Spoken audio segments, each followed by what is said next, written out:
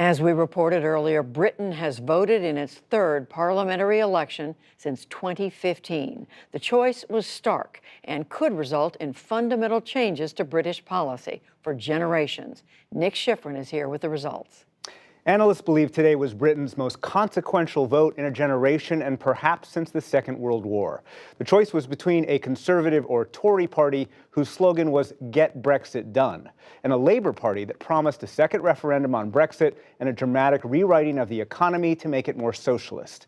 According to the exit polls, of 650 local districts, the Tories there on the left won 368, giving them a majority of 86. Labour won 191, which is a loss of 71 seats, the Scottish National Party at 55, and the Liberal Democrats at 13. This is the biggest Conservative majority since 1987 and the worst Labour result in 85 years. To discuss the results from London, Robin Niblett, the director of the British think tank Chatham House, and from Washington, Heather Conley, director of the Europe program at the Center for Strategic and International Studies. Welcome back to the NewsHour to you both. Robin Niblett, let me start with you. This is an exit poll. It's a projection, but historically reliable. So assuming it's true, did Britons vote for Boris Johnson, for Brexit, against Jeremy Corbyn, a little bit of all three? I think definitely for Brexit and definitely against Jeremy Corbyn if these numbers are to be seen correctly. The fact of the matter is that those who want to see Brexit happen had one choice, which was to vote for the Conservative Party. Those who were stuck still on the Remain and wanting to rethink how you could keep the UK somehow in the EU were split between the Scottish National Party, between the Labour Party and the Lib Dems. And ultimately that divide, along as a deep suspicion of Jeremy Corbyn by many in the north of England who've traditionally held up that Labour Party vote, really made this, if it's to be believed, a big victory for Boris Johnson. And we saw Boris Johnson campaign in the north, those traditional Labour strongholds. Heather Conley, let me show some video here. This is a styrofoam wall, or Boris Johnson getting into a bulldozer. All right, we don't have there it is. Boris Johnson in a bulldozer, "Get Brexit Done." The styrofoam wall said gridlock. The message, obviously, blunt force on Brexit. Is that what won? Yeah, absolutely. Robin is right. This was a Brexit election. Jeremy Corbyn and the Labour Party wanted to make this about everything else but Brexit, about the National Healthcare Service, about poverty, about improving social care. And I think the voters were just simply exhausted after 3 years. I think also many voters believe that the 2016 referendum, that it was the democratic will of the British people, even if they didn't agree with it. And I think there was concern that rerunning that or somehow trying to annul that decision was wrong. So there may not have been enthusiasm, but I think for the British people, let's get on with this, let's get Brexit done, and they wanted to move forward. And again, this really means that there is no more left and right in the UK politically. It was really a leave or remain decision, and what is clear is that there is an overwhelming majority to leave the EU, and Mr. Johnson will get that done. Robin Niblett, the deadline is January 31st for Brexit. Is there any doubt now that Boris Johnson can meet that deadline?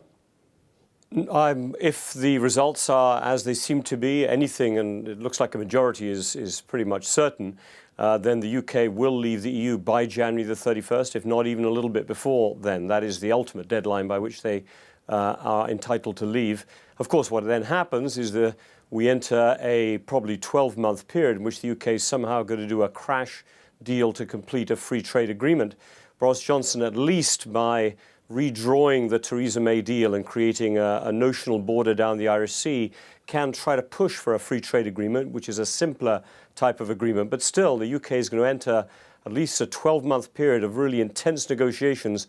The British will find out pretty quickly that actually Brexit is a bit done. The UK's left, but actually the new agreement part of Brexit is just getting started. Heather Conley, it seems that challenge is quite large. So January, Britain will leave the EU, begins a transitional period, as Robin was just saying. The deadline for that is December 31st. But could we be back here in 1 year talking about Britain once again crashing out? We could. So by July 1st, the British government has to request an extension of that transition period. Again, that's to allow, in case the future relationship becomes very difficult, that's to allow a smoother process. But during the campaign, Boris Johnson refused to offer any extension. He told us to get this done. And Robin, again, is absolutely right. The complexities of negotiating a free trade agreement with the EU. The average time it takes to negotiate with the EU for any country is between 7 to 9 years. This is going to be incredibly fast. And Boris Johnson has said he does not want to be closely aligned with the EU in the future. He wants to diverge. And this is actually very problematic and troubling for Northern Ireland, which, although it will remain in the United Kingdom Customs Union, it will be treated differently. And over the campaign, Prime Minister Johnson was challenged that there was going to be any paperwork or customs certifications as good passed between Northern Ireland and Great Britain and Northern Ireland and the Republic of Ireland.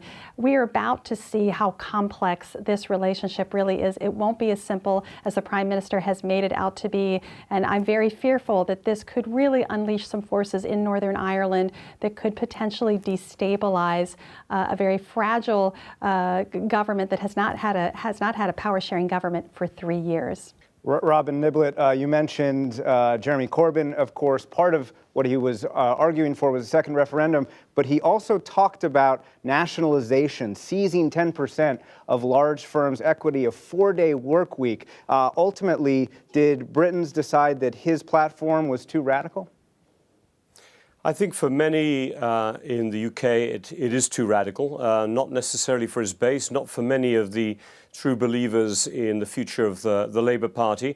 In a way, Boris Johnson not only was offering to the right of his party, get Brexit done quickly, but he was promising to the other part of the party a one-nation Toryism, very different from Margaret Thatcher. What we could see is Boris Johnson and the Conservative Party, in a way, squatting on the middle ground of British politics for the next 5 years and forcing the Labour Party into a very brutal civil war, looking beyond Jeremy Corbyn, between those who believe in his vision that you have to push further to the left and those who want to take a more centrist line to try to push Boris Johnson back the other way. And of course, there could be lessons here even for the US election, and people already trying to draw some parallels there. Just one last point, though, on the big challenge here. We've not talked about Scotland. The Scottish National Party regained from 35 to 55 seats out of 59. So we may have had a confirmation in England of the 2016 referendum to leave the EU, but we've had a repudiation of the 2014 referendum for Scotland to remain in the UK. You've got a very divided Scotland from the United Kingdom after this election. Robin Niblett of Chatham House, Heather Conley of CSIS. We'll have to leave it there. Thanks to you both.